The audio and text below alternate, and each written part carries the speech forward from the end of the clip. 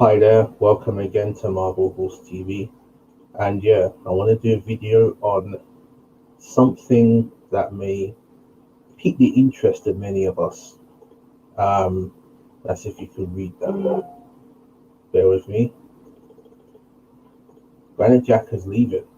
I'll just increase the size again. Hang on, that's too large. Yeah, that may be better. Granit Xhaka is leaving. This is a copy and paste I did from Chris Wheatley. I think he works for Football London.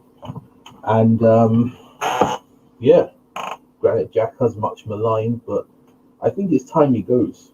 I really genuinely do. I believe I don't think he's at the level I don't think he's ever has been, but I've nothing against him. Um, I think going to Italy and Serie A, playing under Mourinho, may be a better fit for him overall. And the money we get, so was 18 to 20 million. I think that's reasonable. I don't think we're going to break even over 35 million, even in a non-COVID time. I can't see his price rising. But yeah, look, if I had to say Xhaka's strengths, I would say he is tenacious. I think he is a bit of a leader, hence why he's a captain of his country. He was once obviously our club captain. But I think, I think, I don't know. I just think he hasn't been the right fit for us. He's a bit hot-headed. He makes mistakes, and we need someone of a more mobile profile at the club. And yeah, that's that. I have nothing against him, and yeah, he's going to play in the Euros for his country, Switzerland. He's a captain of Switzerland, as I said. So, as I say, all the best to him. It didn't work out at Arsenal after 5 years he's been here. Yeah, he won 2 FA Cups with us, but obviously there was the Crystal Palace incident. But other than that, I think it's time for him to go. So yeah, I wish him all the best at Roma, even though he's not a player I would rate as such. For me, I'd say probably a 5. Actually, I'd say a 4 out of 10. I think that is fair. So that's Xhaka done. So I'm going to talk about this Ainsley Maitland-Niles story from yesterday. Now, Ainsley Maitland-Niles gave an interview, and I want to find some quotes from it. But essentially, what he said was that he's thinking about his future because the club have not really, not backed him, but have left him kind of in limbo, if that makes sense. The thing with Ainsley Maitland-Niles, I rate him, but he wants to play in midfield. Considering Xhaka is going, Guendouzi looks like he's going. Torreira is up in the air, but maybe he's going to go, possibly. Is this the time for Ainsley to come in and play as a midfielder? I know he plays as a right back, but is this maybe this could be the time for him to come in as a midfielder, as to play alongside, obviously, hopefully, and Neves or Bissouma, obviously on Nenny, Thomas Partey, Willock is coming back. I don't think it's advisable to sell Willock, in my opinion, because we need the numbers. Because right back, I don't think he's as pressing as probably a backup left back. And we got Suarez and what's his name, Chambers, who can play there.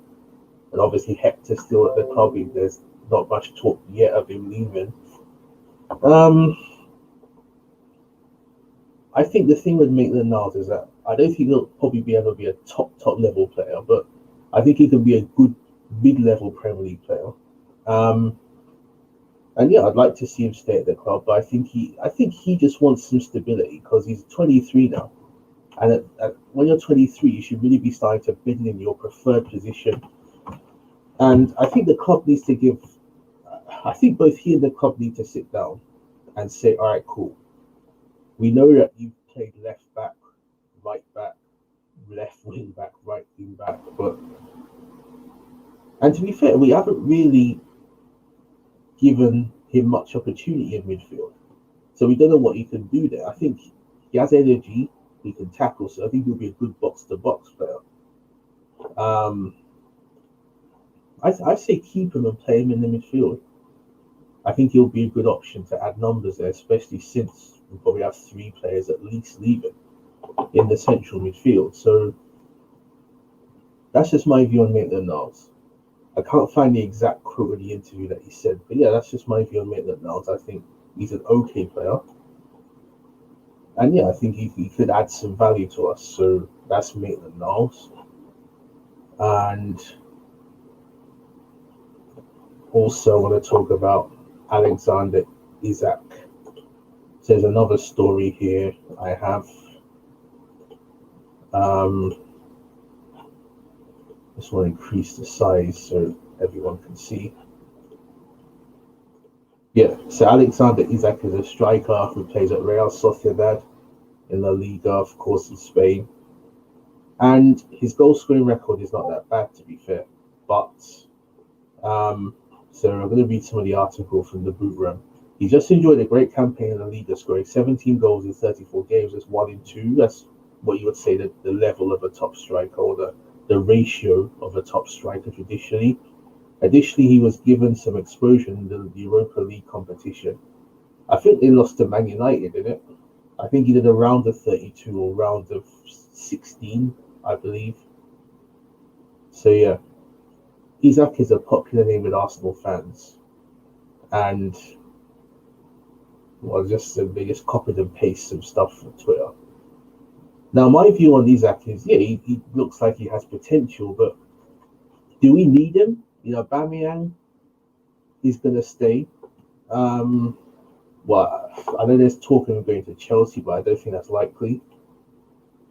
What's his name? Lacazette, I think, will stay. I know there's rumours of him going, but again, I don't think that's likely. Then you have, what's his name?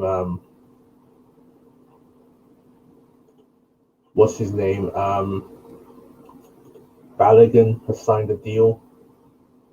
And Balogun, for me, is, you know, he needs game time. Otherwise, why sign? Why convince him to stay? Encourage him to stay? You know, Eddie and Ketty are still on the books. So if you're talking just strikers, then if Isak comes in, then it makes no sense unless we get rid of a few. Okay, if and plus we've got no European football, so you can't just say, oh well, play Balogun in the Europa League or Conference League if we make the Conference League. You can't do that, so well, not for next season anyway. So yeah, I think the Isak thing is a non-starter. Plus, I think we do need central midfield, backup left back, maybe a centre back.